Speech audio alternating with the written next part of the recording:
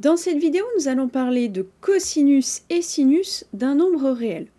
Alors pour pouvoir regarder cette vidéo dans de bonnes conditions, il va vous falloir la notion de cercle trigonométrique et la notion de radian. Si vous ne les connaissez pas, je vous laisse aller regarder la vidéo qui est dédiée à ça. Alors on prend un réel x quelconque et puis on va appeler m le point du cercle trigonométrique qui est associé à x. Donc x, ça va être mon angle ici, qui va correspondre à la longueur de l'arc lorsque je prends l'enroulement de la droite des réels, et donc le point M qui est ici. Alors on va appeler cosinus de x, qu'on note tout simplement cos pour cosinus, l'abscisse du point M, donc finalement cette longueur-là. Et puis on va appeler sinus de x, qu'on note sin de x, l'ordonnée du point M, c'est-à-dire en fait cette hauteur-là. Alors, une première propriété, on le voit bien ici quand on prend notre cercle, puisque le point M est forcément un point du cercle. Eh bien, pour tout x dans R, donc quel que soit l'angle, si vous voulez, qui est ici, le cosinus est forcément compris entre moins 1 et 1. Ben oui, dans le pire des cas, on va avoir le x, l'angle qui va faire un demi-tour, et donc son cosinus, la longueur ici, va être égale à moins 1. Je vais être de ce côté-là du cercle. Et puis, dans le meilleur des cas, on va être à 0 et on va avoir le cosinus ici qui vaut 1. Et de la même façon, le sinus va être compris entre moins 1 ici et 1 ici. Allez, une propriété. Pour tout x dans R, on peut démontrer que le cosinus carré plus le sinus carré de x à chaque fois est égal à 1. Alors, pourquoi? D'où est-ce que ça vient? Eh bien, si je reprends mon cercle ici, que je note A, le point de coordonnées cosinus x 0, c'est-à-dire le point A, c'est mon point qui est ici. Eh bien, qu'est-ce qu'on peut dire? Le triangle OAM, c'est un triangle qui est rectangle en A. Comme le triangle il est rectangle en A, je peux appliquer le théorème de Pythagore. Maintenant, qu'est-ce qu'il me donne ce théorème de Pythagore? Il me dit que l'hypoténuse au carré, c'est-à-dire OM au carré, est égale à le premier côté au carré, donc OA au carré, plus le deuxième côté au carré, c'est-à-dire AM au carré. Maintenant, que vaut OM? OM, c'est le rayon de mon cercle trigonométrique. Donc, OM vaut ici 1. OA, qu'est-ce que c'est? Eh bien, OA, par définition, ça vaut cosinus x. Et puis, AM, qu'est-ce que c'est? AM, c'est cette hauteur-là, mais vous voyez bien que par définition, c'est cette hauteur-là, c'est-à-dire c'est sinus x. Et donc, effectivement, je trouve que sinus au carré plus cosinus au carré, ça vaut bien 1. Alors, une remarque, souvent, on ne note pas cosinus comme ça avec le carré et des parenthèses, mais on met le carré directement sur le cosinus, là, avant les parenthèses et le x. D'accord? Et puis on fait pareil pour le sinus. C'est une notation très classique qu'on peut trouver et qui simplifie tout simplement les notations. Bon, propriété suivante, les fonctions sinus et cosinus sont périodiques de période de pi. Ben là oui, si on se rappelle de notre cercle trigonométrique et de l'enroulement de la droite, le principe de l'enroulement de la droite, eh bien, vous voyez bien que si je rajoute 2π à mon x, ça veut dire que j'ai mon angle, je fais un tour complet en plus, ben je reviens au même point. Et ce point, il a donc la même abscisse et la même ordonnée. Donc, peu importe quel est le x, faire x plus 2π, ça revient à faire un tour complet en plus. On revient au même point, on a la même abscisse, c'est-à-dire qu'on a le même cosinus, on a la même ordonnée, c'est-à-dire qu'on a le même sinus. Donc effectivement, on a bien que les fonctions sinus et cosinus sont périodiques de période de pi. Représentation graphique. Alors, je vous ai tracé ici la fonction cosinus. Alors, on retrouve en particulier que, bah oui, quand on a, regardez, l'axe, l'angle, pardon, qui vaut 0, le cosinus, il est en 1. Quand on va en... quand on fait un tour complet, c'est-à-dire qu'on fait un tour de pi, eh bien, on a moins 1. On va avoir 0 ici, c'est-à-dire en pi sur 2. On va avoir 0 également quand on fait... alors ici, on est à 3 pi sur 2, etc., etc. Donc, ma fonction cosinus, effectivement, on retrouve là le 1 en 0, le 0 en pi sur 2, le moins 1 en pi, le 0 en 3 pi sur 2, etc.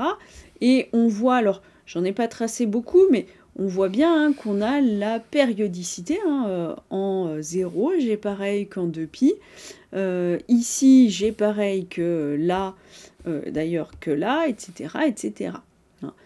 On dit cette forme-là qu'on a une sinusoïde. La fonction sinus, c'est la même forme. D'ailleurs, je n'ai pas signalé, mais on est bien compris entre moins 1 et 1 à chaque fois. On a la même forme, sauf que si on se rappelle ici, lorsque on a l'angle qui vaut 0, on voit que le sinus est à 0. Le sinus va être à 1 lorsqu'on est en pi sur 2. En pi, il est de retour à 0. En 3 pi sur 2, il vaut moins 1. Et puis, on a la périodicité. Et donc, c'est effectivement ce qu'on retrouve ici. Donc on voit qu'en fait, c'est un petit peu comme si on décalait la courbe de cosinus, par exemple, pour obtenir la courbe de sinus. Quelques valeurs particulières qui vont nous intéresser et qui sont à connaître en ce qui concerne les cosinus et les sinus. Alors, je vous ai mis ici les angles IOM, en gardant les notations de tout à l'heure, donnés en degrés, ce qu'on fait en général quand on est à la petite école. Alors, x, x maintenant, je vais le donner en radians. C'est ce qu'on a dit dans la vidéo sur le principe de l'enroulement de la droite des réels sur le cercle trigonométrique. Alors, à quoi correspond un angle de 0 degré? Eh bien, c'est lorsque je reste ici en 0, que je ne bouge pas de i. Donc, je vais avoir x qui vaut 0. Et quel est le cosinus? Eh bien, on a dit, le cosinus, c'est la longueur ici. Bon, la longueur ici, ça vaut très exactement 1. Et le sinus, on l'a déjà dit, c'est la hauteur là, sauf que, vous voyez bien, comme je suis ici, j'ai pas de hauteur, entre guillemets, donc j'ai sinus qui vaut 0. On pourrait aussi le voir en se rappelant qu'on a dit cos carré plus sinus carré est égal à 1. Si le cosinus vaut 1, le sinus ne peut valoir que 0. 30 degrés, eh bien 30 degrés, ça correspond à pi sur 6, et c'est celui qui est ici. Alors, quel est son cosinus, quel est son sinus? Alors, je vais le noter déjà ici. Pour pi sur 6, eh bien, ce qui est à retenir, ou en tout cas le plus facile à retenir, c'est que son ordonnée, son sinus, est égal à 1 demi. Et maintenant, on peut repartir en se disant, ok, je sais que cos carré plus sinus carré est égal à 1. Donc ça veut dire que cosinus carré de x doit être égal à 1 moins 1 quart, ça fait 3 quarts. Maintenant, moi je veux le cosinus de x. Je vais prendre plus ou moins racine de 3 du coup sur 2. Et vous voyez bien que ici, mon cosinus doit être positif. Donc c'est plus racine de 3 sur 2 et pas moins racine de 3 sur 2. Donc mon cosinus de 30 degrés ou de pi sur 6, ça vaut racine de 3 sur 2. Pour 45 degrés. 45 degrés, on est à pi sur 4. Alors là, c'est assez facile à le voir. De toute façon, je vous rappelle, un demi-tour complet, ça correspond à pi. Et c'est aussi 180 degrés. D'accord? Donc on peut facilement faire le lien entre les degrés et les radians. Donc j'ai ici pi sur 4. Quel est le cosinus et le sinus? On le voit ici plus ou moins. Cette longueur-là doit être égale à cette longueur-là. Maintenant, si j'appelle, je sais pas moi, notons, je sais pas moi, y, le sinus et du coup le cosinus, puisqu'ils doivent être égaux, cos carré, c'est y carré, plus sinus carré, donc plus y carré, ça doit être égal à 1. J'ai donc 2y carré qui doit être égal à 1, c'est-à-dire y carré qui doit être égal à 1 demi. C'est-à-dire, alors encore une fois, vous voyez bien que le sinus et le cosinus doivent être positifs. Donc y égale à racine de 1 sur 2. Bon, qu'on note 1 sur racine de 2 et qu'on note généralement racine de 2 sur 2 puisqu'on n'aime pas avoir des racines en bas d'une fraction. Donc on trouve que cosinus de pi sur 4, ça vaut racine de 2 sur 2. Et sinus de pi sur 4, ça vaut racine de 2 sur 2 aussi. Le suivant, le 60 degrés, eh bien le 60 degrés, c'est du pi sur 3, qui est ici. Maintenant, le pi sur 3, eh bien cette fois, c'est le cosinus qui vaut 1 demi, et le sinus, du coup, qui vaut racine de 3 sur 2, pour la même raison que tout à l'heure. Enfin, 90 degrés, c'est quand on est en pi sur 2, ici à l'autre extrémité. Qu'est-ce qu'on voit? On voit bien que le cosinus vaut 0 et le sinus, cette fois, vaut 1.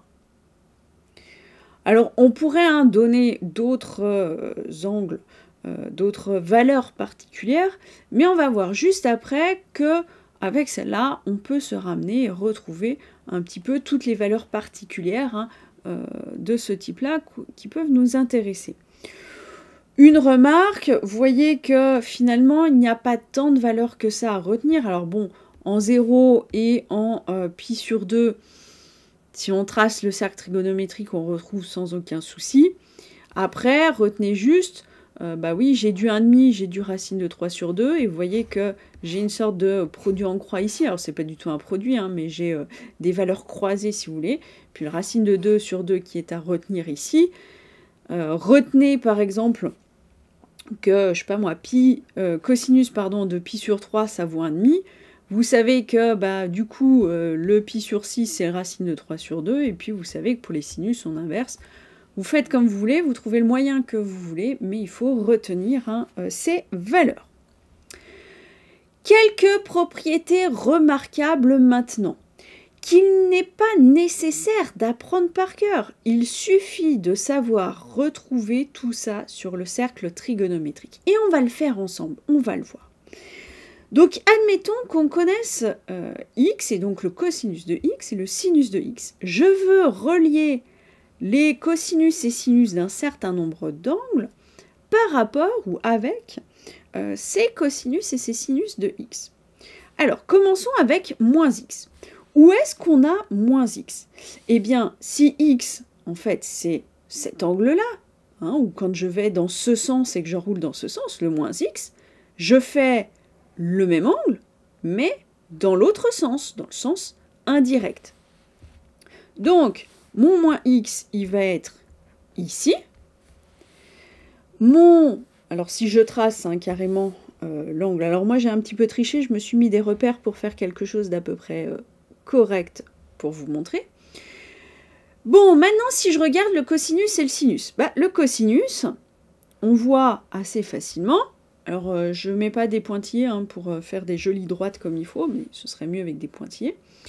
Vous voyez que le cosinus de moins x, c'est égal au cosinus de x. Cette longueur-là, hein, l'abscisse, est bien la même. Donc, cosinus de moins x est égal à cosinus de x. Et le sinus, pour le sinus, vous voyez qu'en fait, on va avoir sensiblement la même chose, simplement, je ne suis pas tout à fait droite, pardon. On va essayer de faire ça un peu mieux. Hop, voilà. Vous voyez bien que la hauteur qu'on a ici correspond à la hauteur qu'on a là. Simplement, on va dans l'autre sens. Hein. Là, je vais en haut, là, je vais en bas. Donc ici, si j'ai un plus, là, j'ai un moins. Remarquez que là, j'ai pris un cas particulier de x, mais vous le tracez où vous voulez. Ce qu'on va raconter sera vrai. Donc, sinus de moins x, c'est moins sinus de x. Si je veux maintenant pi plus x, alors où est situé pi plus x? Pi plus x, c'est j'ai mon x et puis je rajoute pi, c'est-à-dire je rajoute un demi-tour. Ou alors je vais en pi et puis je rajoute x. Hein, c'est le même principe. Donc en fait, si je pars d'ici, pardon, on va faire une jolie droite, c'est le point qui est en face. Hein, vous voyez bien, alors c'est peut-être pas pile ici avec mon dessin, mais j'ai bien un demi-tour complet ici. Donc, je suis ici en pi plus x. Alors, qu'est-ce qu'on peut dire du cosinus et du sinus? Le plus simple, c'est de regarder, pour commencer, le sinus. Eh bien, vous voyez, alors c'est pas pile, mais vous comprenez l'idée, j'ai la même chose, le sinus de pi plus x, c'est égal au sinus de moins x. Hein, c'est cette hauteur-là, mais vers le bas. Et on avait dit sinus de moins x, c'est moins sinus x. Donc le sinus de pi plus x, c'est égal à moins sinus de x. Et le cosinus, pour le cosinus, j'ai cette longueur-là. Et en fait, cette longueur-là, c'est moins celle-là. Donc, cosinus de pi plus x, c'est moins cosinus de x. Si je veux maintenant pi moins x, pi moins x, le plus simple, c'est de faire le même raisonnement, sauf qu'au lieu de partir de x, on part de moins x. Je pars de moins x et je rajoute un demi-tour. Ou je prends un demi-tour et je rajoute moins x, ou j'enlève x. Donc, si je fais ça, je peux partir d'ici et aller en face. Alors, je ne sais pas si je suis bien bonne ici. Hop, ouais, si, ça va. Tac, je suis pas trop mal. Donc, j'ai ici pi moins x. Alors, qu'est-ce que je peux dire? Vous voyez que le cosinus, c'est le même que le cosinus de pi plus x, c'est-à-dire moins cosinus x. Et pour le sinus, eh bien, vous voyez que cette hauteur-là, alors, c'est pas pile avec mon dessin, mais normalement, c'est exactement la même hauteur. Et donc, c'est égal au sinus de x. Un peu plus compliqué. Je veux le cosinus de pi sur 2 plus x. Alors, pourquoi est-ce que je dis c'est un peu plus compliqué? Je vais prendre x, mais je rajoute un quart de tour. Donc là, je ne vais plus en face, hein, je fais un angle droit, hein, si vous voulez. Ou alors, je pars d'ici et je mets un angle X. Alors, si je trace, on va avoir quelques... Mince, mettre une droite. Hop, on va avoir quelque chose comme ça. Donc là, je suis en pi sur 2 plus X. Hein, vous voyez bien que cet angle-là, ça correspond à cet angle-là. Et puis, pour le sinus et le cosinus, donc l'abscisse et l'ordonnée, qu'est-ce qu'on va avoir? Eh bien là, vous voyez que, clairement, je ne vais pas pouvoir relier, par exemple, le cosinus de pi sur 2 plus x avec le cosinus de x. J'ai clairement pas les mêmes longueurs. Mais si on réfléchit un tout petit peu, qu'est-ce qui s'est passé entre x et pi sur 2 plus x? J'ai rajouté un angle droit ici. Et cet angle droit, je le retrouve ici entre mes deux axes. Donc, c'est comme si j'avais pris mon dessin ici et que j'avais fait un quart de tour de ce côté-là. Donc, la longueur que j'ai ici, c'est la longueur que j'ai ici. Ça veut dire que le sinus de pi sur 2 plus x, c'est égal au cosinus de x. Et puis, la longueur que j'ai ici, ça correspond à la longueur que j'avais là. C'est-à-dire que le cosinus de pi sur 2 plus x, c'est égal au sinus de x. Alors simplement, attention, là, vous voyez que je suis en négatif alors qu'ici j'étais en positif, donc il me faut un moins sinus x. Et puis, le dernier cas dont je vais vous parler ici, c'est pi sur 2 moins x. C'est sensiblement le même cas que pi sur 2 plus x. Vous partez de moins x, vous rajoutez un quart de tour, ou vous partez d'ici et puis vous rajoutez moins x. Dans tous les cas, on va obtenir quelque chose comme ça. Voilà. Avec l'abscisse et l'ordonnée, ou plutôt l'ordonnée et l'abscisse dans l'ordre où je l'ai tracé, comme ça. Donc je suis ici en pi sur 2 moins x. Et donc vous voyez que, encore une fois, son abscisse, donc cosinus de pi sur 2 moins x, eh bien ça correspond à cette hauteur-là, hein, avec des positifs des deux côtés. Donc c'est égal à sinus x. Et puis, le sinus de pi sur 2 moins x qui est ici correspond à cette longueur-là. On est dans l'exemple positif sur les deux. Donc, sinus de pi sur 2 moins x est égal à cosinus x. Et encore une fois, il n'y a pas besoin de les connaître par cœur, toutes ces formules. Vous voyez qu'il suffit de faire un petit dessin et on les retrouve toutes.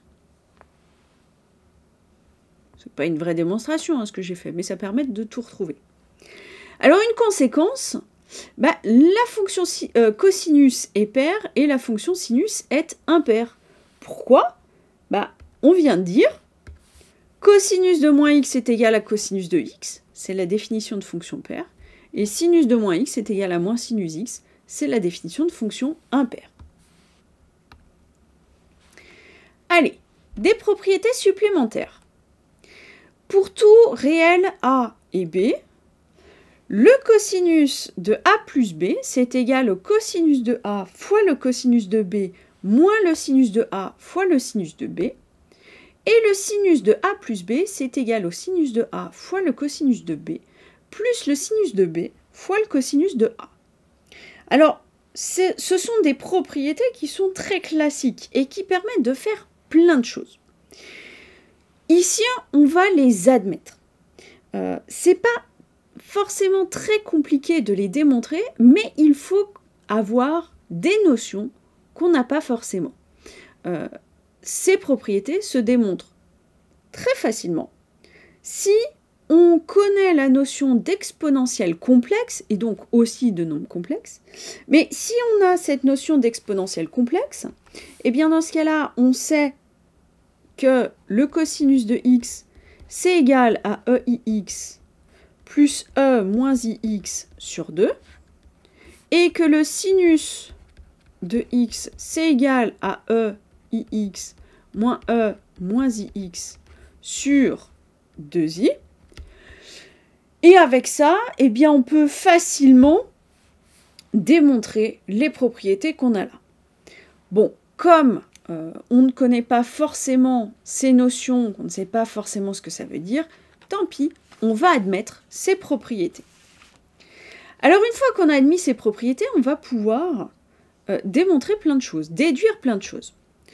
On peut en particulier déduire des formules assez classiques, qui sont souvent données quand on fait de la trigonométrie. Alors la première, c'est cosinus de a moins b. Cosinus de a moins b, on reprend cette formule-là. Cosinus de a moins b, c'est quoi? C'est tout simplement cosinus de a plus moins b. J'applique ma formule, c'est donc cosinus de a fois cosinus de moins b, moins sinus a fois sinus de moins b. Et maintenant, on a dit cosinus de moins x, c'est égal à cosinus x. Donc là, mon cosinus de moins b, c'est égal à cosinus b. Et on a dit sinus de moins x est égal à moins sinus x. Donc ici, j'ai moins sinus b. Donc au final, qu'est-ce que j'ai?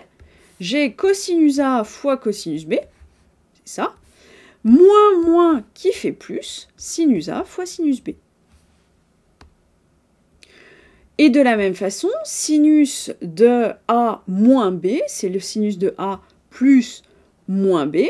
Je vais avoir sinus a plus cosinus moins b, c'est-à-dire cosinus b. Et puis je vais avoir sinus moins b, qui est égal à moins sinus b fois le cosinus a. Donc j'ai bien cette formule-là. Autre formule classique, on peut démontrer que cosinus a fois cosinus b, c'est égal à 1/2 de cosinus a plus b plus cosinus a moins b. Alors pour ça, qu'est-ce qu'on fait? Eh bien on part de cosinus a plus b plus cosinus de a moins b. Qu'est-ce qu'on a? On a cosinus a fois cosinus b, c'est encore écrit ici, moins sinus a fois sinus b. Et puis cosinus de a moins b, alors il n'est pas écrit sous nos yeux, mais on remplace b par moins b. Le cosinus de moins b, c'est cosinus de b, donc on a cosinus a fois cosinus b.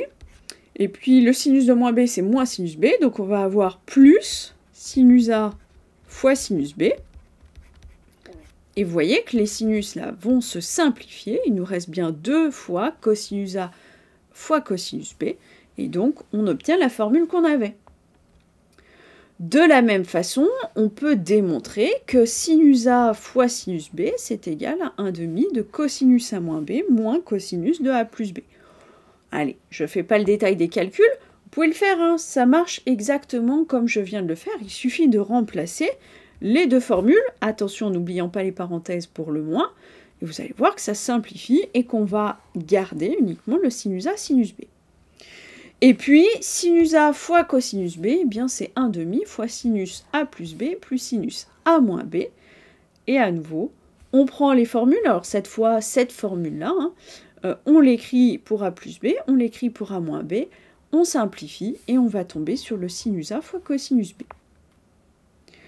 Et puis, alors, pas tout à fait les dernières formules classiques, mais en tout cas les dernières de ma remarque, on peut montrer également que, par exemple, cosinus p plus cosinus q, c'est égal à 2 fois le cosinus de p plus q sur 2, fois le cosinus de p moins q sur 2. Alors, comment est-ce qu'on démontre ça?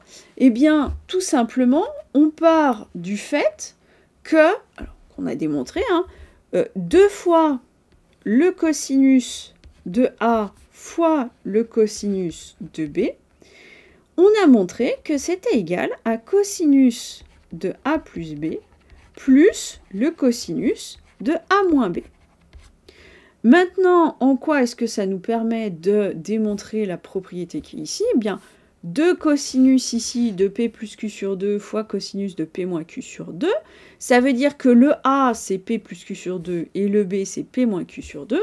J'ai donc cosinus de a p plus q sur 2 plus b p moins q sur 2 plus le cosinus de A, c'est-à-dire P plus Q sur 2, moins B, donc moins P moins Q sur 2. Et on voit que quand on va faire les calculs, ici, qu'est-ce qui va nous rester? Vous voyez que les Q vont se simplifier, il va me rester 2P sur P, ça fait P. Et ici, c'est cette fois les P qui vont se simplifier, puisque le moins qui est ici va me donner moins P plus Q. Donc je vais avoir 2Q sur 2, c'est-à-dire que je vais avoir Q. Et donc j'ai bien cosinus P plus cosinus Q. Bon, de la même façon, on va pouvoir démontrer que cosinus de P moins cosinus de Q, c'est 2 fois le sinus, cette fois, de P plus Q sur 2, fois le sinus de P moins Q sur 2. Que le sinus de P plus le sinus de Q, c'est 2 fois le sinus de P plus Q sur 2, fois le cosinus de P moins Q sur 2. Et puis, le sinus de P moins le sinus de Q, c'est 2 fois le sinus de P moins Q sur 2, fois le cosinus de P plus Q sur 2. Conséquence des formules qu'on a ici, pour tout A réel, eh bien cosinus de 2A, c'est égal à cos carré A moins sinus carré A. Alors, c'est pas compliqué. Cosinus de 2A, c'est tout simplement cosinus A plus A. J'applique la formule, j'ai donc cosinus A fois cosinus A, moins sinus A fois sinus A, c'est très exactement cos carré A moins sinus carré A. Donc faites attention, cos carré plus sinus carré, ça fait 1. Cos carré moins sinus carré, ça fait cosinus de 2A. Ça veut dire que ça peut prendre n'importe quelle valeur comprise entre moins 1 et 1. Alors attention, quand je dis n'importe quelle valeur, pour 1 à donner, ça prend une valeur donnée.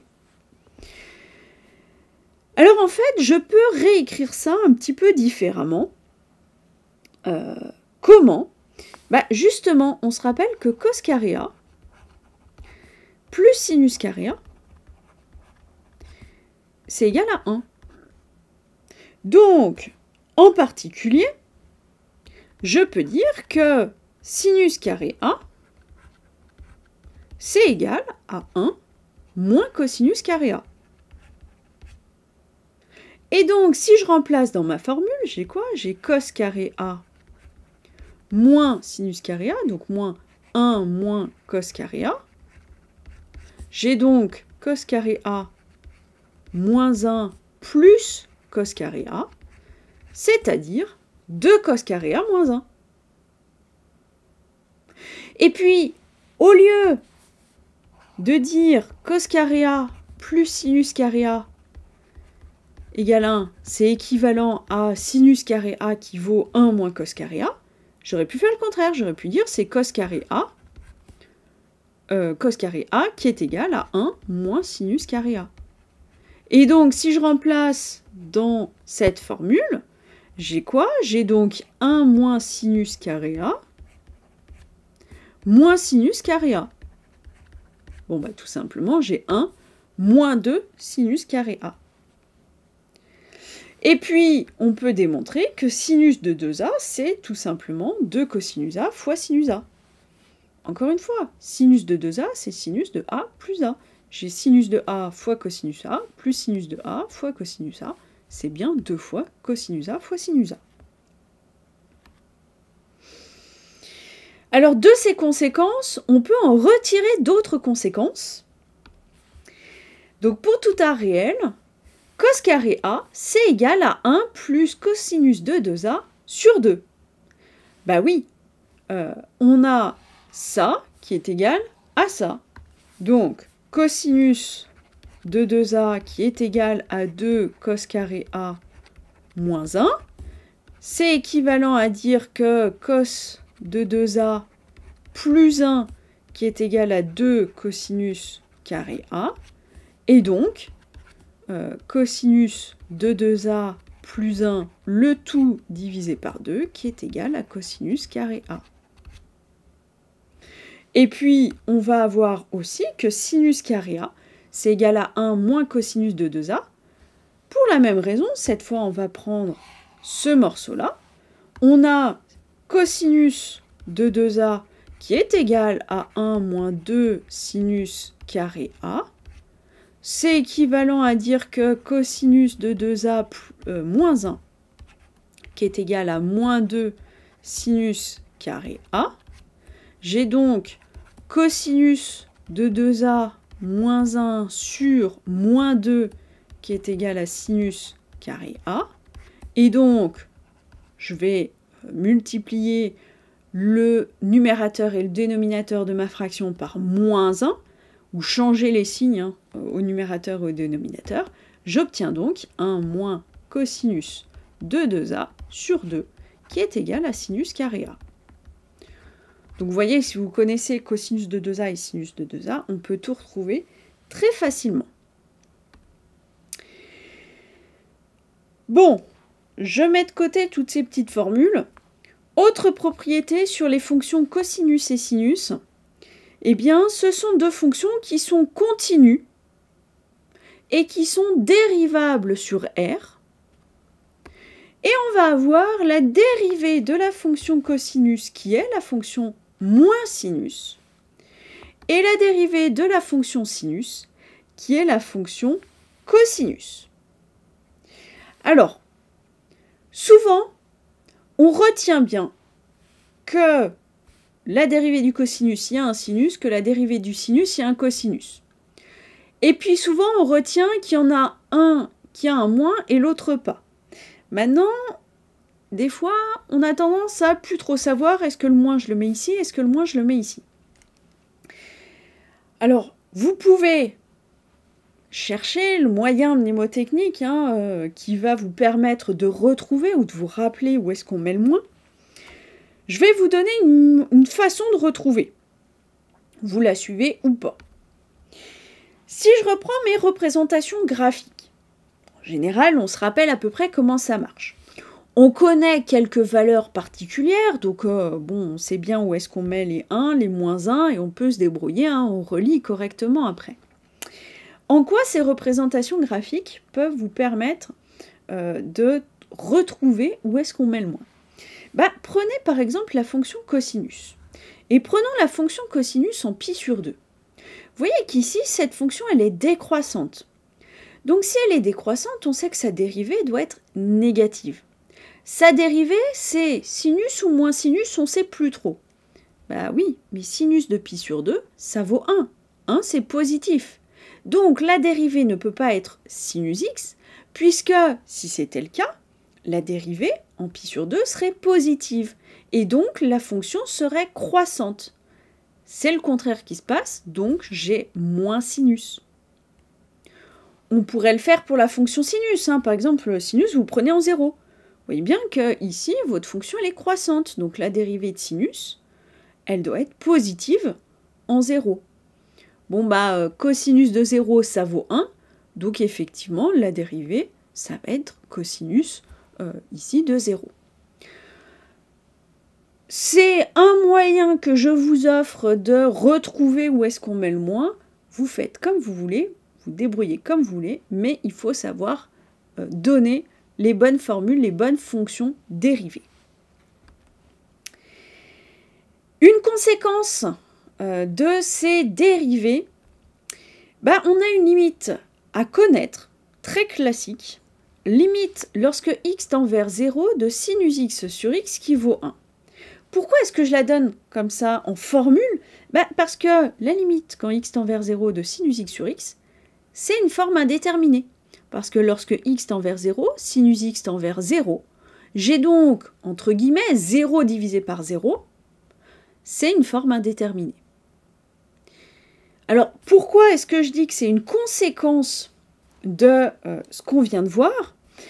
Tout simplement parce que limite de sinus x sur x, lorsque x tend vers 0, je peux le réécrire comme étant la limite de sinus x moins sinus 0, puisqu'on a dit sinus 0, ça vaut 0, divisé par x moins 0.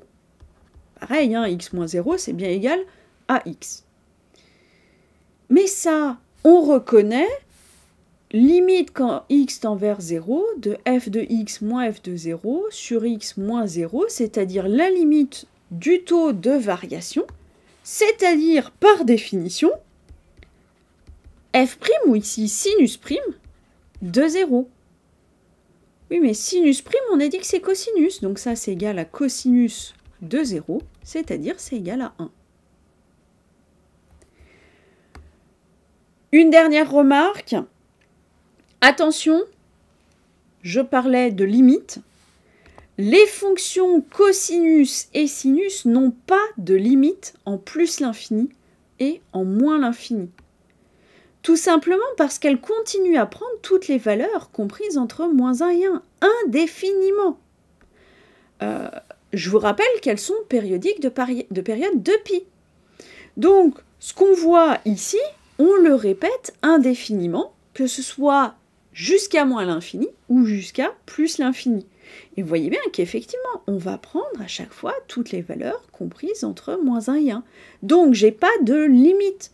Je ne peux pas dire, ah bah il y a un rang, un x à partir duquel je peux zoomer autant que je veux, je reste toujours autour de la même valeur. Ben non, là je varie entre moins 1 et 1 tout le temps.